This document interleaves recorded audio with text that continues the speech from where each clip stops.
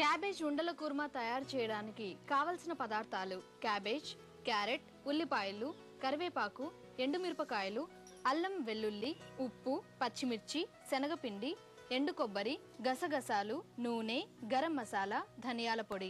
Cabbage ఉండల kurma తయారు చేసుకునే విధానం: ముందుగా ఒక బౌల్లో క్యాబేజ్, క్యారెట్ కలిపి బాయిల్ చేసిన ముక్కలు అరకప్పు తీసుకొని ఉండకట్టడానికి వీలయ్యేంతగా శనగపిండి కలిపి అర టీ స్పూన్ ఉప్పు, 1 స్పూన్ కారం, కొంచెం అల్లం వెల్లుల్లి పేస్ట్, కొంచెం గరం మసాలా, కొంచెం కొత్తిమీర వేసి బాగా కలుపుకోవాలి.